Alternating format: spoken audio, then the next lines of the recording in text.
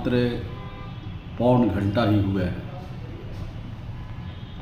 और जो बिहार के रुझान आ रहे हैं, लोगों से जो बातचीत हो रही है, सभी विधानसभा में जो एनडीए के प्रत्याशी हैं उनसे बातचीत हो रही है और कार्यकर्ताओं से भी बातचीत हुई है, उसके आधार पर मैं कह सकता हूं कि दोनों चरणों के चुनाव में बिहार की जनता ने, बिहार के युवाओं ने, बिहार की महिलाओं ने, जो अमन और शांति, प्रेम और भाईचारा चाहने वाले जो लोग हैं, सभी जाति, सभी धर्मों का पूरा समर्थन और सहयोग नीतीश कुमार जी के हाथ को मजबूत करने के लिए मिला है।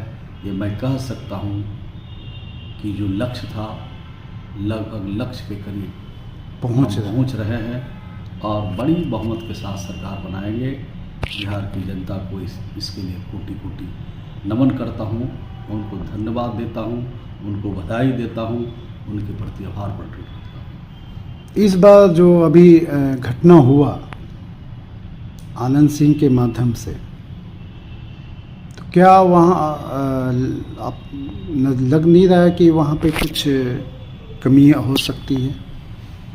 देखिए, घटना हुई है, बड़ा दुखद है, जितनी निंदा की जाए बहुत थोड़ी होगी, लेकिन सरकार न किसी को फंसाती है, न सरकार किसी को बचाती है। नीतीश कुमार जी की सरकार की पहली प्राथमिकता है, जो लोग घटना में दोषी होंगे निश्चित रूप से उनके खिलाफ सख्त कार्रवाई होगी। सरकार पूरी तरह निष्पक्षता के साथ इस घटना की जांच कर रही है और जांच के बाद जो फलाफल आएगा, आप निश्चिंत रहे, बिहार की जनता निश्चिंत रहे। जो इस घटना में संलग्न है, संलिप्त है, किसी भी कीमत पर बचने वाले नहीं। इस बात तो ललन सिंह के भी वर्ड जो है बहुत अजीबोगरीब में शब्दों का प्रयोग किया है उन्होंने, तो किस नज़रिया से देखते हैं आप? क्या वो सही है या गलत है? देखिए, सबको अलग अलग तरीके से काम करने का तजुर्बा है, अलग अलग काम करने की क्षमता है, अलग अलग काम करने का उनका हिसाब किताब है। अब किस हिसाब से, किस परपेक्ष में उन्होंने कहा, वो तो परपेक्ष को समझना पड़ेगा। नहीं, उसमें तो वायरल बहुत हुआ। जब तक परपेक्ष को नहीं समझा जाएगा तब तक किसी भी सवाल का जवाब सही नहीं मिल सकता है। तो मैं समझूंगा, परखूंगा, तब इसका जवाब आप खोजिएगा तो बिल्कुल सही और सही उत्तर आपको मिलेगा। ये समस्तीपुर का कांड जो हुआ, उसमें क्या उसको जांच करवाया जाएगा? समस्तीपुर में कौन कांड है? रिहर्सल होता है। ये चुनाव से पहले ईवीएम मशीन की चेकिंग होती है और चेकिंग करके सभी बटन को दबा के देखा जाता है कि उससे वीवीपैट निकल रहा है कि नहीं।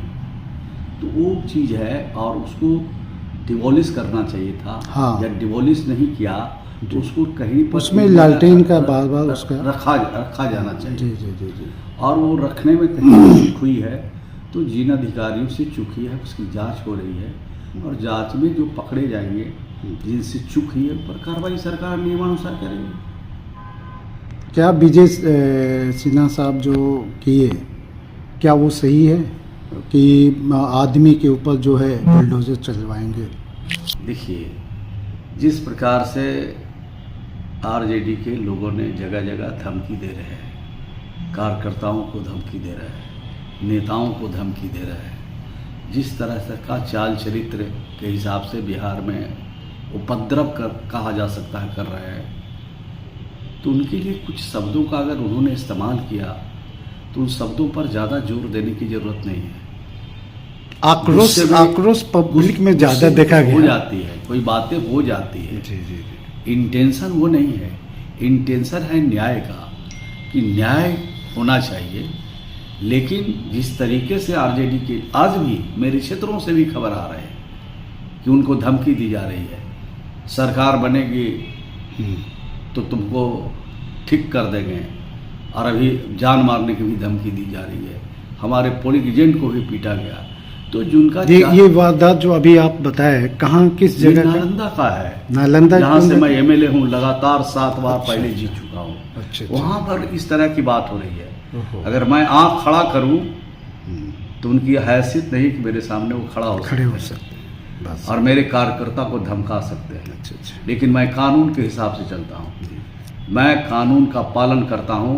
कानून जो कहेगा उसके हिसाब से कार्रवाई होगी। जिन लोगों ने इस तरह का कृत्य किया है उनको कानून के हिसाब से कार्रवाई होगी और इस तरह की कृत्य करने वाले लोगों को बख्शा नहीं जाएगा। चलिए, ये तो आपका आप जो बताए हैं कि हमारा डबल इंजन की सरकार बनने जा रही है, तो उसका शुभकामना मैं दे रहा हूँ। और साथ साथ हमारे चैनल के माध्यम से हमारे जनता को कुछ शुभ संकेत दे दें आप। मैंने जनता को हमने कहा कि बिहार की जनता ने एनडीए को पसंद किया, नीतीश कुमार जी को पसंद किया जी। और 2 चरणों के चुनाव में भारी संख्या के अंतर से बिहार में सरकार बना